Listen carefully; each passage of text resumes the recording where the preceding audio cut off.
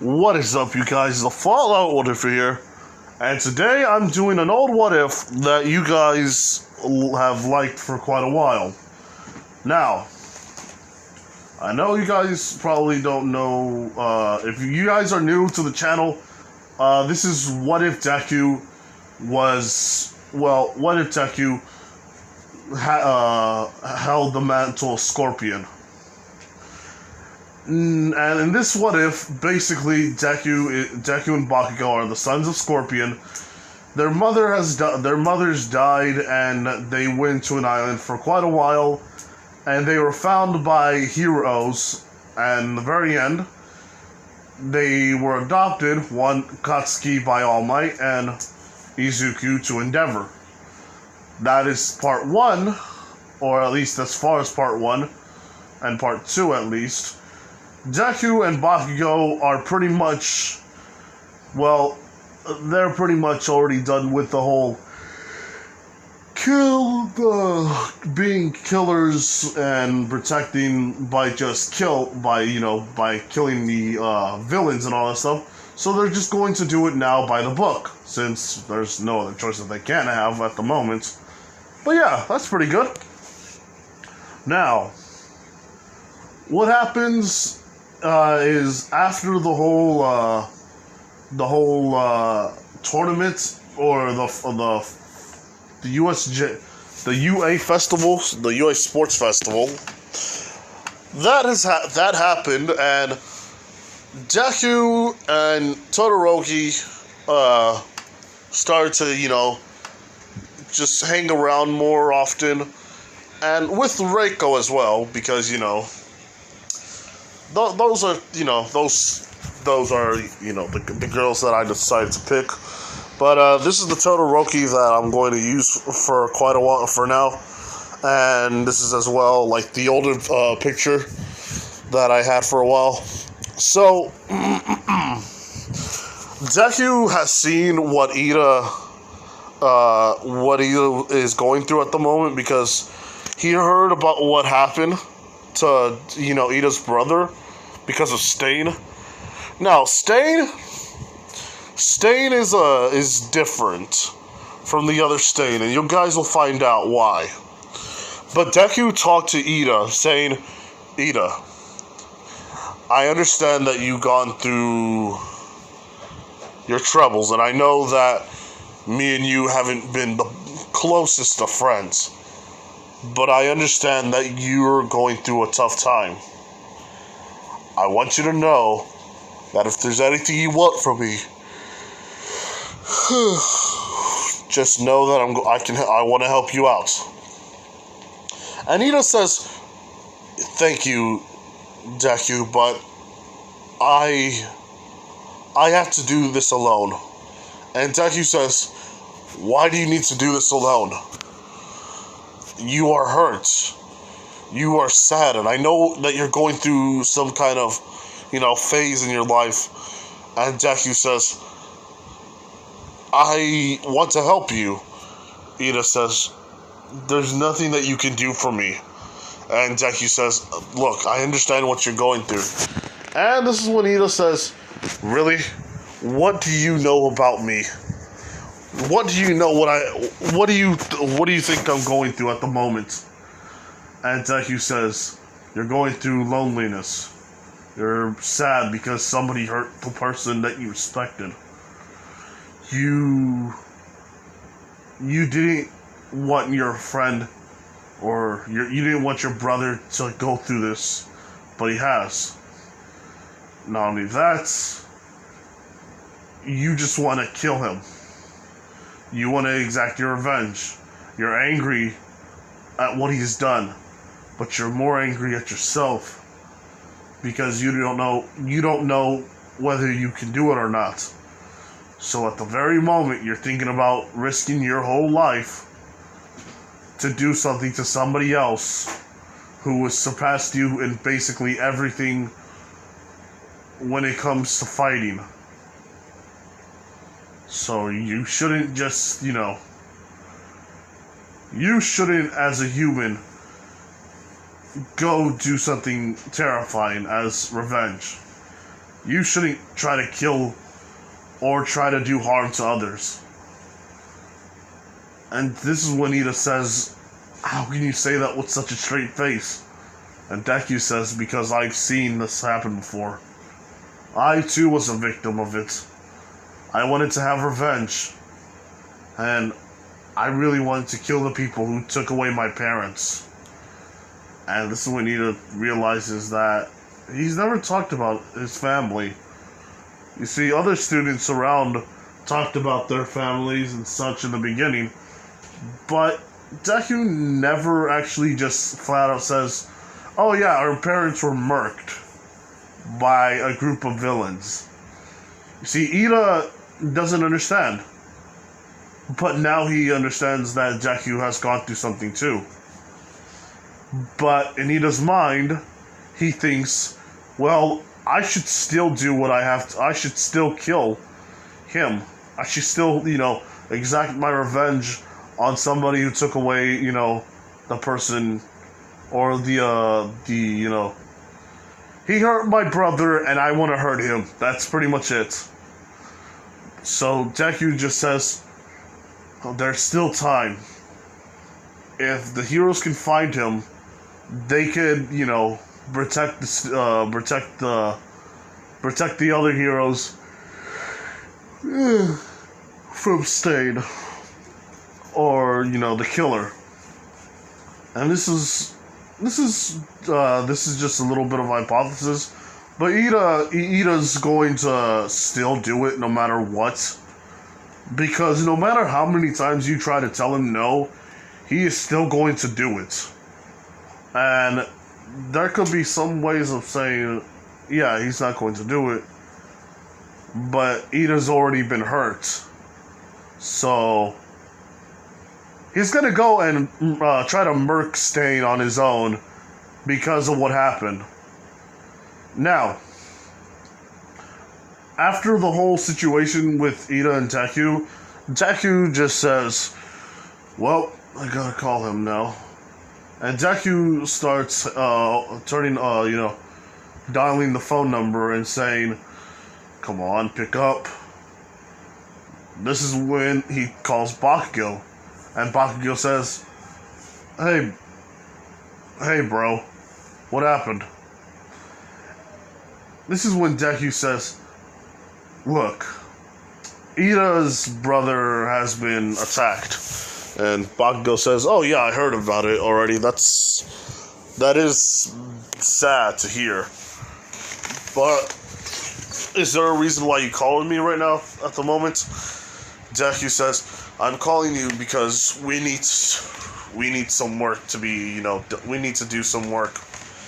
And Deku just tells him he's going to try to find the hero killer. This is when Bakugo just says, oh, why is he going to do that? He is clearly outmatched.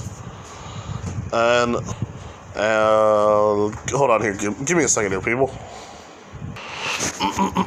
Anyway, so, I forgot what I was going to say, but, yeah, Ida's going to, they're talking about what they're going to do with Ida, and the whole this character that they don't actually understand.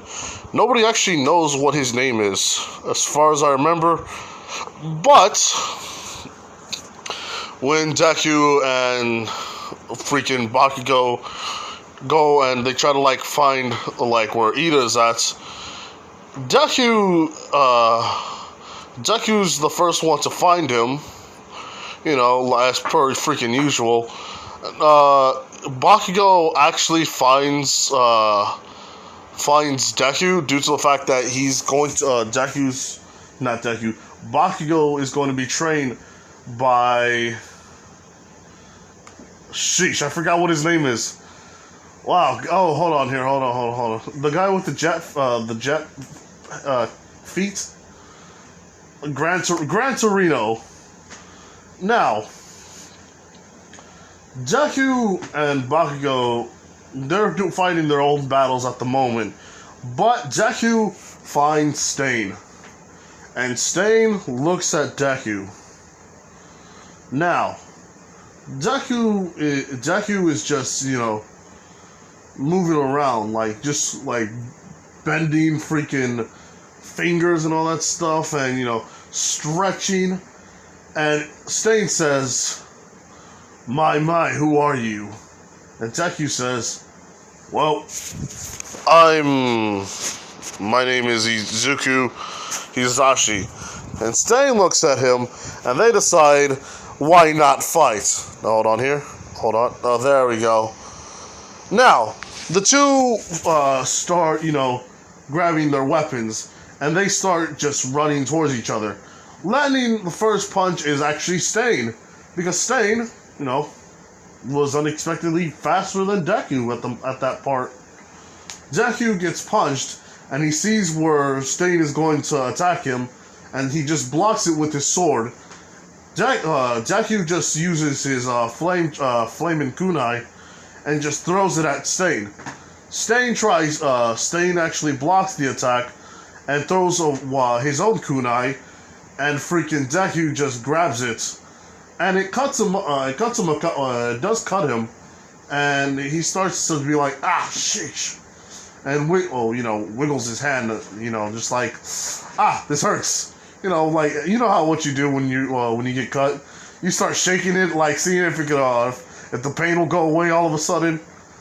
But Deku does that, and he gets mad, and he shoots out a fireball. Stain is like, oh, so you control fire. This is going to be fun then. And Deku is starting to, shoot his fire, and Deku is also teleporting, actually kicking freaking Stain in the head. But Stain, he wanted this because he grabs Deku's hand and licks the palm, which doesn't sound as right because you're licking somebody's palm. But Deku, he's not going to be as fazed by this because what does faze him is his ability. And, since Stain, his ability can neutralize somebody by the lick of their blood, he's just on the floor, paralyzed.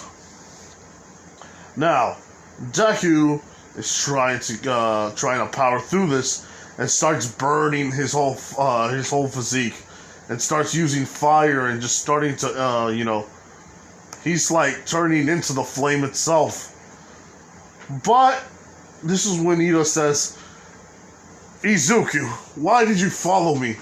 I told you not to do that. And this is when Deku just says, look, I may be somebody who, you wouldn't like, and I don't like you in particular either. But you are my classmate.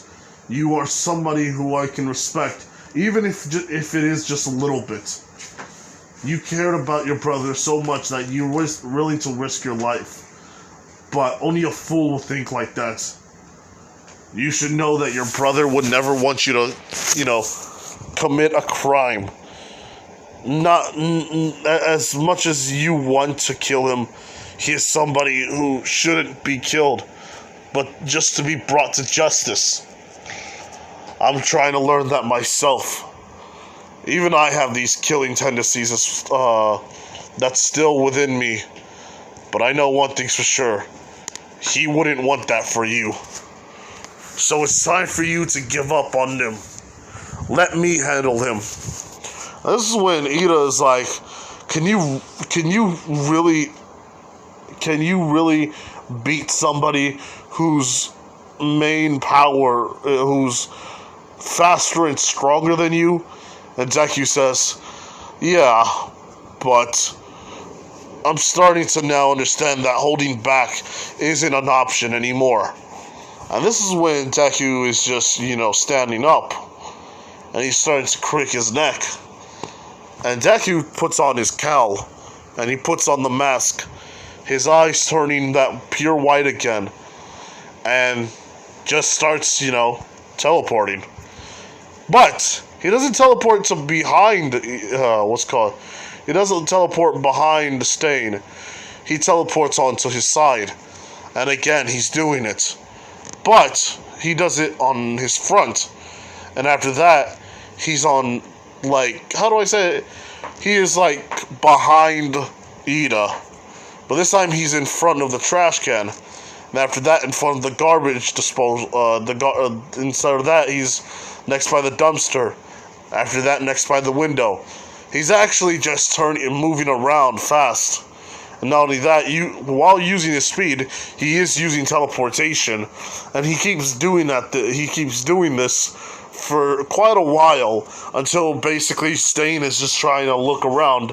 And Deku shoots a fireball on one side, and after that, shooting another fireball, and throwing a flurry of actually just shooting fireballs everywhere where Stain could possibly be. And Stain is just moving around as well, trying to make sure that he doesn't actually hit him. But Deku sees Stain. After that, punches him straight in the chest. After that, kicking him in the face with his heel, and then saying the signature move, "Get over here!" And while doing this, Stain gets his hand has the chain wrapped around Stain's arm, and just pulls him. And after that, Stain is actually yanked, and this is when Deku just jumps up and Superman punches him, and Stain is on the ground. This is when Bakugo actually sees where Deku left his tracker, and Deku sees Bakugo and he says, "Oh hey, how you doing?" And this is when Bakugo says, "Hey, I thought we were going to fight Stain. I didn't think you were actually going to fight him." And Deku says, "This is Stain. This is he does say the hero killer, but I'm saying Stain's to make it easier. I didn't think you would find the hero killer so easily and fight him. Well, this is because if I wasn't going to fight him, he was probably going to tell me to leave, or probably just fight me the chance he got." And this is when Bakugo is thinking to himself, "Yeah, he makes a good point." Now, Deku and Bakugo just tie him up. And this is when Stain says,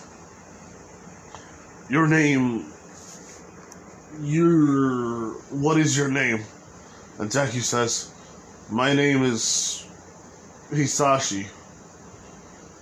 Izuku Hisashi.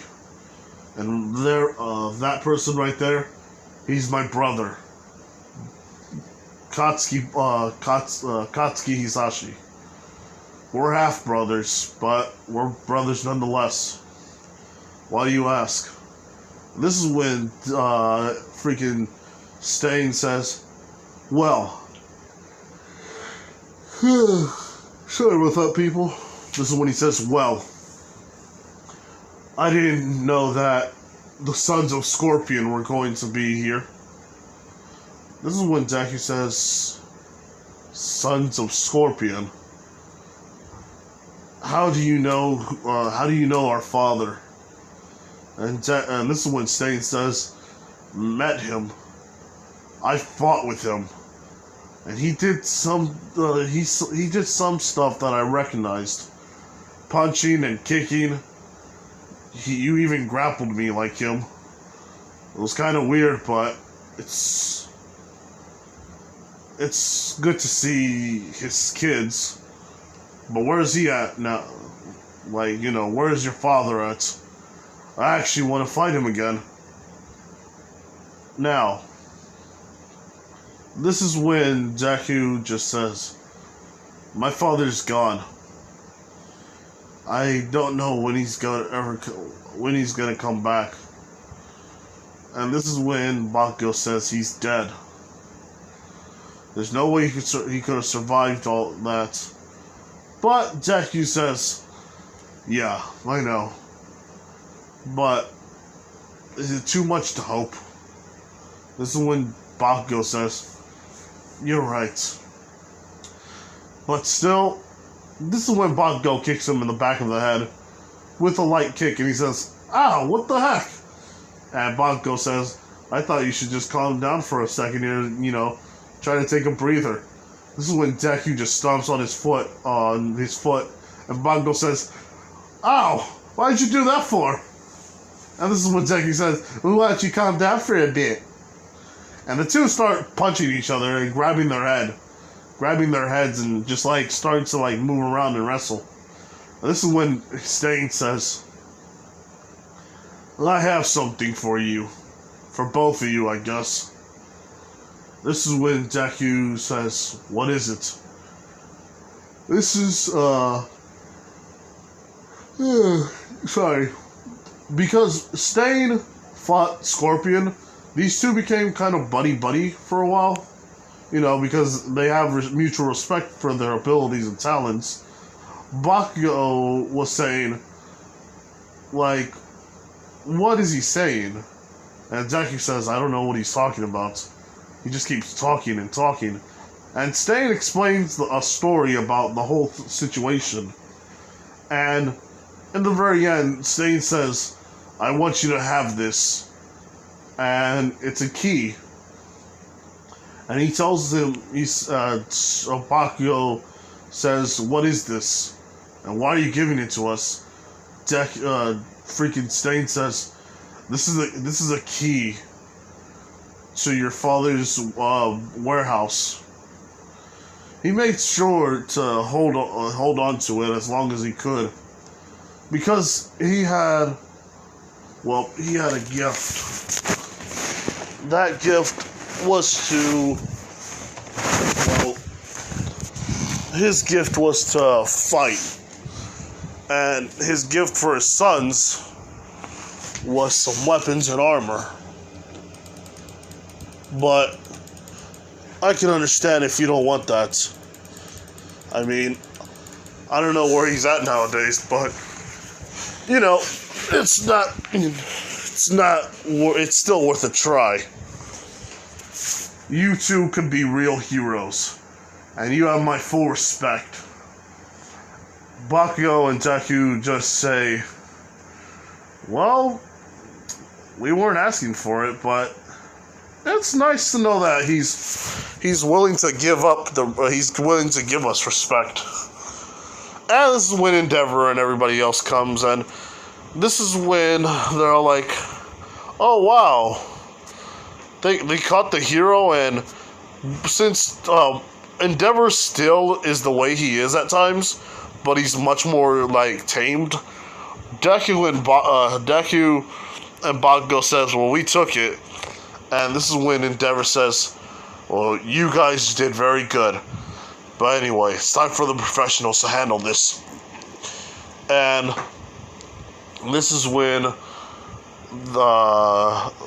people said, "Oh, look at that."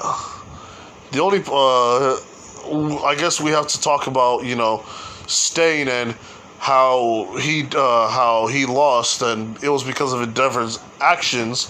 And some people didn't know about this because they came a little too early, and this is when Stain starts to yell out, saying that the sons of Scorpion are here, and they're actually better than they ever were. And not only that, he shows praise, saying, "I'm not going to be the one taken by you. If it's anybody, it should be them. These two are going to be real heroes one day." And he starts to show out his bloodlust, and because of he's showing off his bloodlust. It's he starts to tell everybody they did good.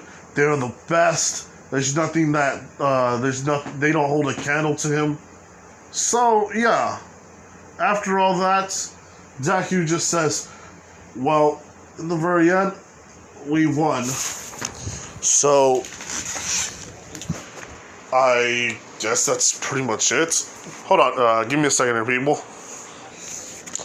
Now, there was going to be the Nomu that tries to take away Deku, but even Deku would have seen right through this And yeah, there's no way he's going to be taken away or stolen or anything like that. So yeah, now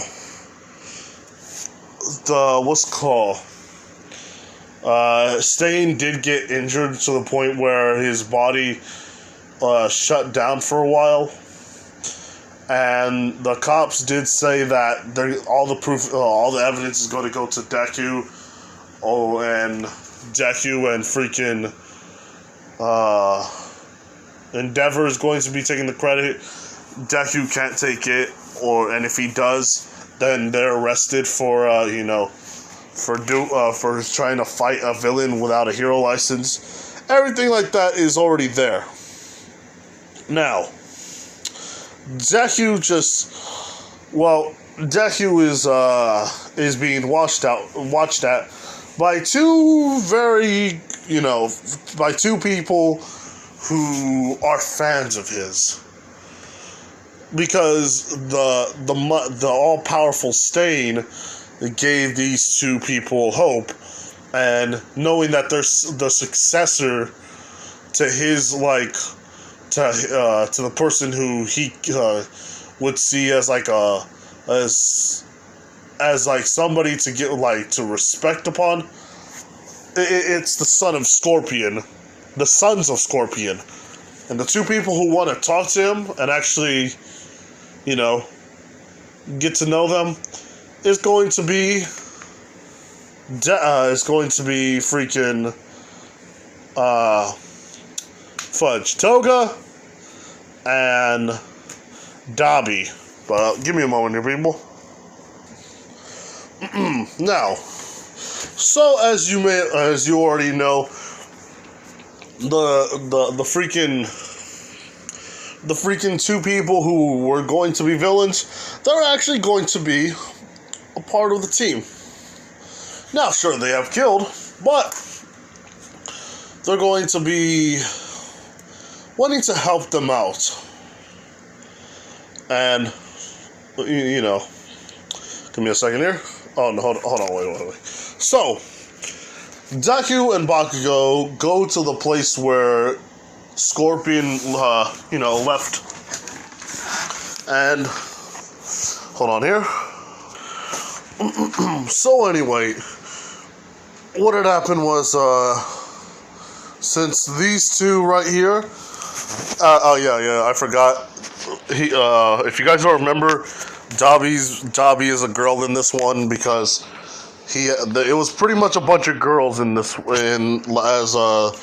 all sisters, and these two are fond of Stain, but they like Scorpion back then as well, because of him being an actual good person and him killing evil and not like the innocent and all that stuff. So he pretty much was set for for everything else.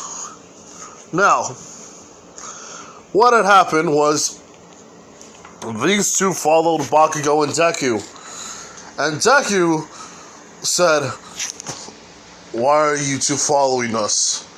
And this is when Toga says, I guess they found out that we followed them. And this is when Dabi says, well, "Why don't we just take them, fight them, and see if they're actually as good as the hero killer?"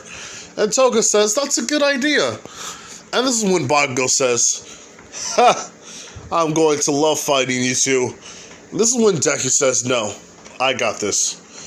And this is when Bakugo says, "Oh, come on." And this is when Deku says, "Well, if you want to, you can fight the girl in the blonde.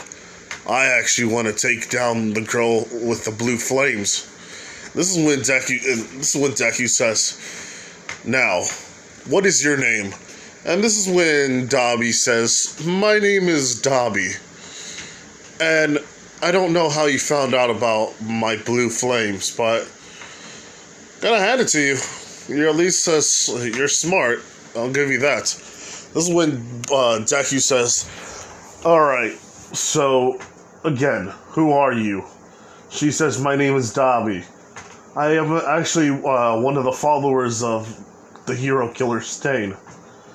But he said that there was one person who was better than him, and he wished he followed him to, and like, I don't know, like, he would say, like, he followed him, and if it's not him, it's going to be at least the person who he had respect for, which was Scorpion.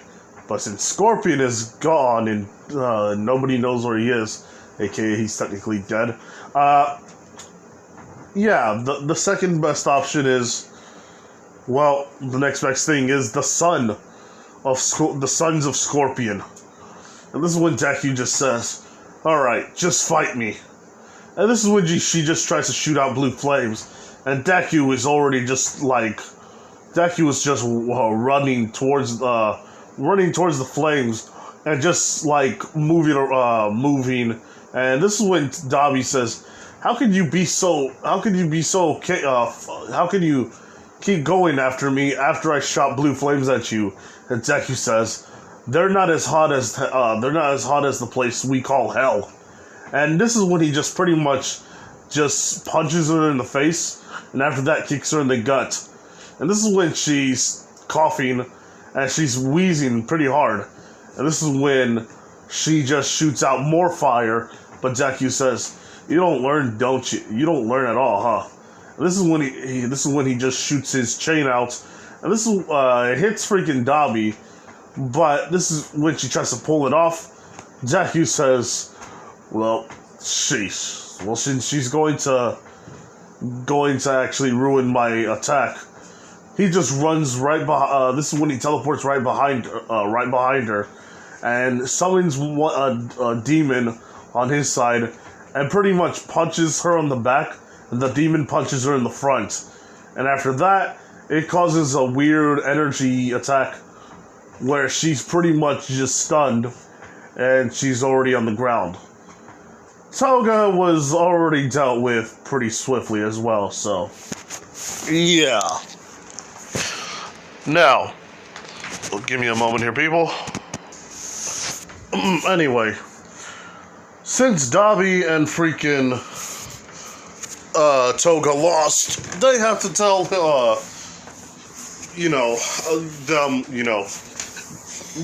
have to tell Deku and Bakugo like how they found them out. Why were they following him? Like, they knew why they were following them, but they don't know why they followed them. You know what I mean? They knew that they followed him because they were the Sons of Scorpion, but why did they just keep following him? What was the end goal? And they kind of say that they want to be on their side. Deku and Bakugo were kind of puzzled. Toga explaining that they've seen Scorpion and before and saw his good work, and then they found out about the hero killer stain, his true goal and why he did it, and after all that, they pretty much kept going from there, talking and also helping out some people by killing the bad guys. So in a way, they kind of are doing good, but in the wrong way. So Deku says, this isn't a thing for children. And Dabi says, I'm around 19 years old. She's like a year older than you two. And this is when Deku says, you guys don't know how to fight, nor do you guys understand how to control your killing urges. And this is when Toga says, well, we've been in a bad place. And Deku says, so have we. But you don't see us doing that anymore. I'm not telling you guys how to live your lives, but I'm telling you, if you guys ever thought about following us, the first thing you have to do is change yourself. Think about taking them down, not taking them out. Not only that, use a weapon, for crying out loud. Dabi, you're good with your power. It's flame, it's a fire thing. But you should also think about, how do I say it? Your main goal should be using a weapon, or at least something that could go well with your abilities.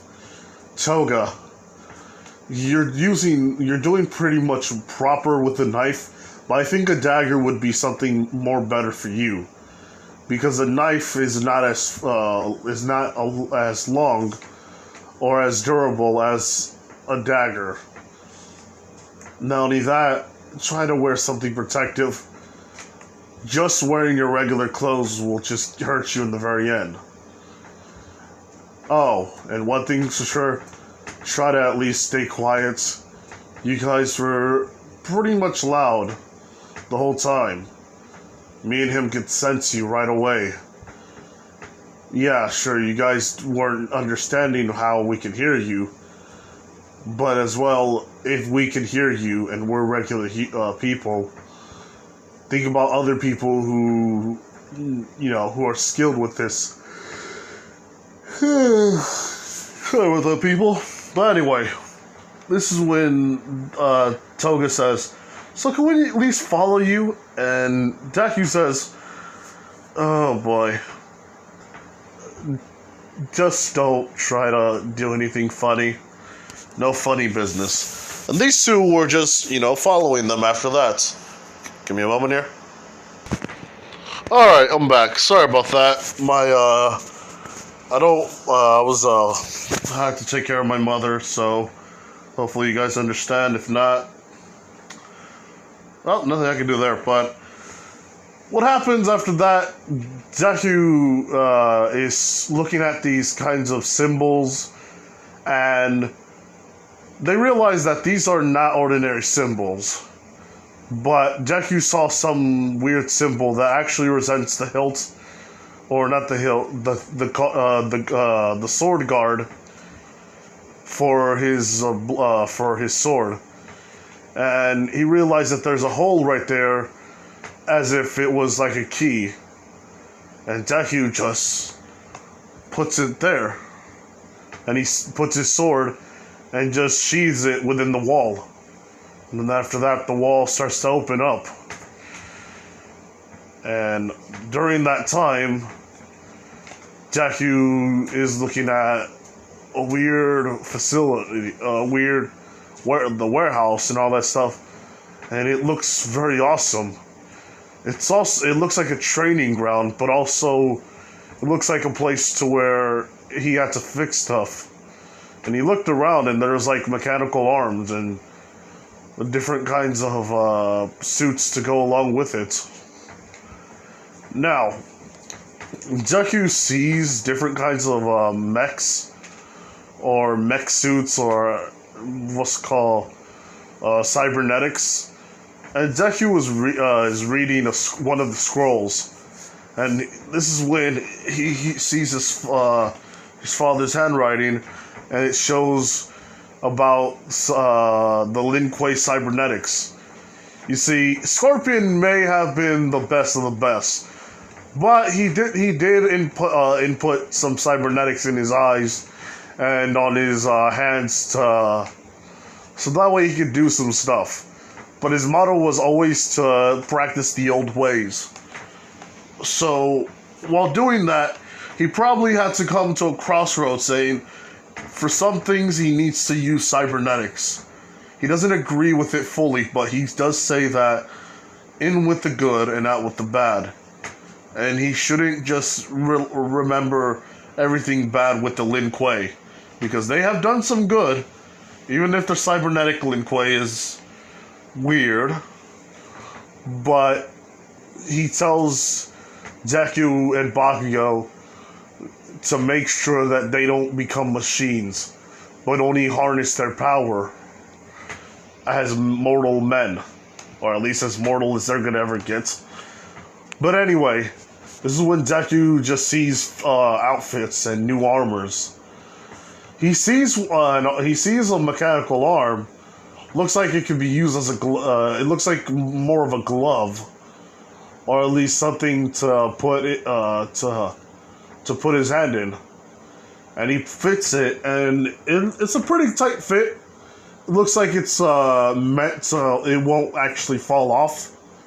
And Deku sees this, and there's a code name called Baraka, or it says Tarkadin, and he looks at it and he sees that there's different kinds of things that he can do, and when he moved his arm slightly, he somewhat basically took a blade popped out of his hand, and this is when Toga says, "Oh, look at that! That looks awesome!" And Bakugo says, "Wait, brother, what happened?" And Deku says, "I don't know. This thing it's weird, but I have a blade now popping out of this glove. And I don't know how to, put it back." So he has to look at the scrolls that basically have to have like a fit that are fitted.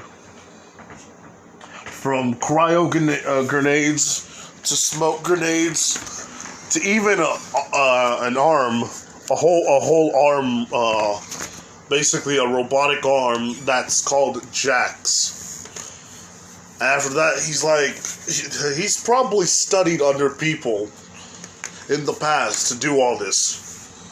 Now, after all that, they said that they're gonna train they're gonna train inside the facility for a while.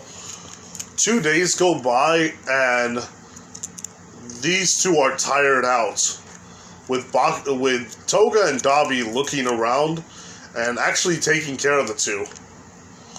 Now, Deku already thought to himself, why is, he doing so well?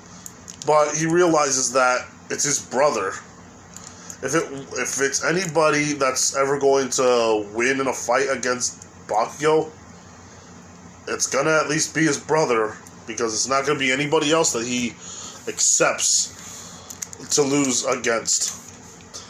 But we're going to get. I was going to do the other thing with with the muscular versus Deku, but I'm gonna end it off here.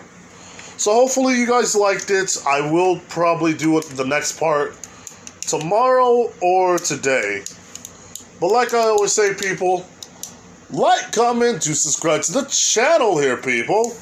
This has been the Fallout. What if you're here? Bye.